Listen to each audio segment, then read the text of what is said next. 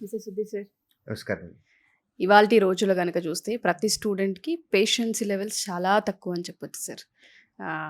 కొన్ని రోజులు కాదు, కొన్ని నిమిషాలే ఉండడం కష్టమైపోయింది. అలాంటిది వాళ్ళు కాంపిటీటివ్ ఎగ్జామ్స్‌కి ప్రిపేర్ అయ్యే ప్రాసెస్‌లో ఒక సక్సెస్‌ని చూడాలి అనుకుంటే, వాళ్ళు అనుకున్న సక్సెస్‌ని చూడాలి అనుకుంటే పేషెన్సీ ఎంత అవసరం అంటారు? పబ్లిక్ సెక్టర్‌కి, ప్రైవేట్ సెక్టర్‌కి డిఫరెన్స్ ఇదేనండి. Private sector just like that ఇలా అయిపోతుంది. హ్మ్. అంటే ఇవాళ మార్నింగ్ అనౌన్స్ చేస్తారు. ఆఫ్టర్‌నూన్ డ్రైవ్ పెడుతున్నాము అని. రిటన్ ఎగ్జామ్ ఉంటుంది. సాయంత్రానికి రిటన్ ఎగ్జామ్ రిజల్ట్ ఇస్తారు. హ్మ్.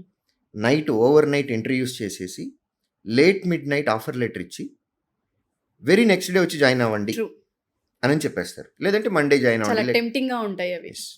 వాళ్ళు ఇచ్చే ప్యాకేజ్లో కూడా నంబర్స్ సిటీసీ ఇస్తారు, ఇయర్లీ ప్యాకేజ్. హ్మ్. అందులో నుంచి అన్ని కట్ అవుతూ వస్తూ ఉంటాయి. చాలా అట్రాక్టివ్ నెంబర్స్ ఉంటాయి. దానికి పేషెన్స్ అక్కర్లా. జస్ట్ లైక్ దట్ ఇలా అయిపోతుంది. When you want to enter in to public sector, that may be state government అవ్వచ్చు, సెంట్రల్ గవర్నమెంట్ అవ్వచ్చు, పబ్లిక్ సెక్టర్ కూడా అవ్వచ్చు.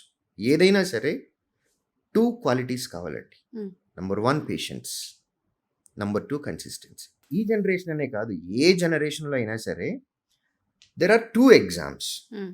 1 అకాడమిక్, 2 కాంపిటేటివ్.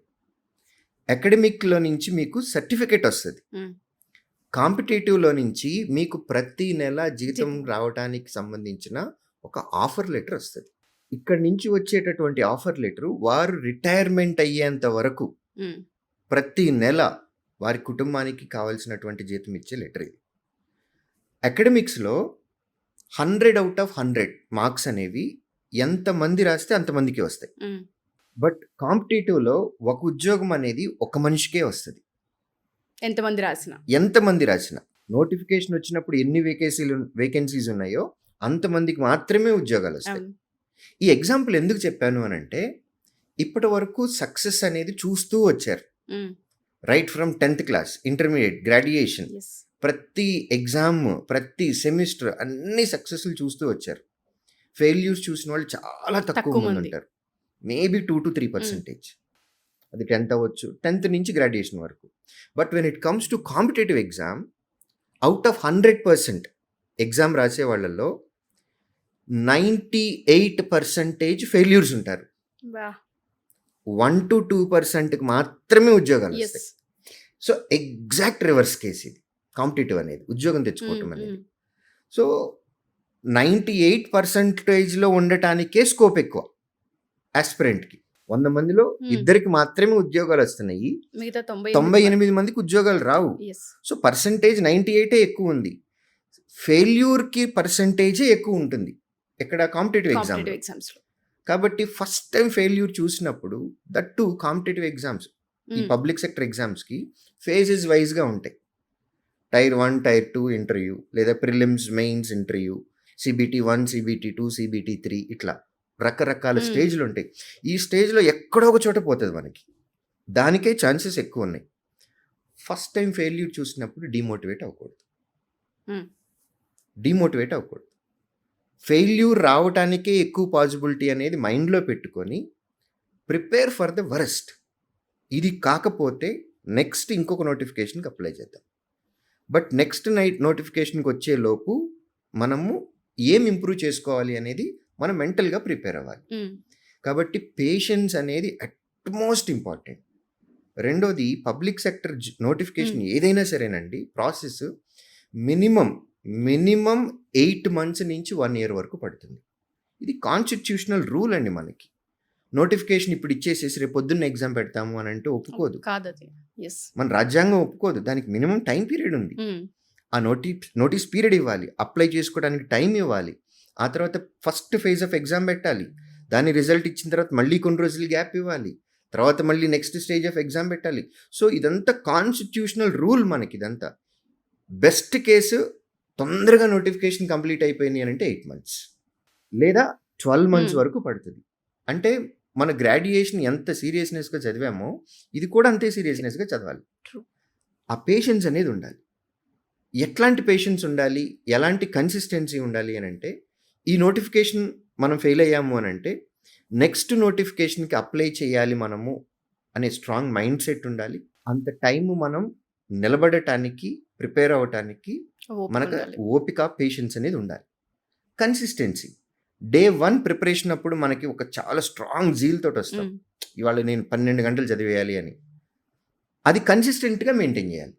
ఎప్పటి వరకు మెయింటైన్ చేయాలి అనంటే, మనం అనుకున్న ఈ ఆఫర్ లెటర్ ఉంది గదా! హ్మ్. ఈ ఆఫర్ లెటర్ మన మెయిల్‌కొచ్చేంత వరకు. బా! అప్పటి వరకు మనకి ఆ కన్సిస్టెన్సీ ఉండాలి. ఇవాల్టి రోజున చాలా సీరియస్‌గా గనక చదువుకుంటే గనక 1 ఇయర్‌లో ఉద్యోగం తెచ్చుకోవటం అనేది కష్టమేమీ కాదు. ఒకవేళ రాకపోతే ఎందుకు 1 ఇయర్‌లో హ్మ్. కష్టం కాదనంటే, నంబర్ ఆఫ్ నోటిఫికేషన్స్ అన్నున్నాయి. ఒక నోటిఫికేషన్ కాదండి. బోలెడన్ని నోటిఫికేషన్స్ ఉన్నాయి. అవును. సో, ఒక గ్రాడ్యుయేట్ ఎప్పుడైనా సరే, నేను ఈ మధ్య కాలంలో ఒక టీచర్‌గా నాకు చాలా ఇవి వస్తా ఉంటాయి. ఏంటంటే, నాకు రైల్వే ఏఎల్‌పీ అంటే ఇష్టమండి. హ్మ్. హ్మ్. నాకు ఇన్‌కమ్ టాక్స్ ఇన్స్‌పెక్టర్ అంటే ఇష్టమండి. నాకు ఆర్‌బీఐ గ్రేడ్ బి అంటే ఇష్టమండి. నాకు ఎస్‌బీఐలో పీఓ అంటే ఇష్టమండి. యెస్. మీ ఇష్టాలున్నాయి. Very good. బట్ భారతదేశంలో పుట్టినందుకు గాను మనకి అవకాశాలు చాలా ఉన్నాయి. ఒక గ్రాడ్యుయేట్‌కి మోర్ దెన్ 100 నోటిఫికేషన్స్‌కి అప్లై చేసే ఛాన్స్ ఉంది. సో, అవకాశం ఉన్నప్పుడు ఫస్ట్ అప్లై చేద్దాం. అన్నిటికీ అప్లై చేద్దాం. నేను బీటెక్ చదివాను. నాది క్లర్క్ రేంజ్ కాదు. Yes, I know. Me range వేరు. బట్ స్టిల్ ఒక ఉద్యోగం తెచ్చుకొని పెట్టుకుందాం. కాన్ఫిడెన్స్ వస్తది. యెస్. జాయిన్ అవుదామా లేదా అనేది తర్వాత సంగతి. సో, అవకాశం ఉన్న ప్రతి నోటిఫికేషన్‌కి అప్లై చేయటం.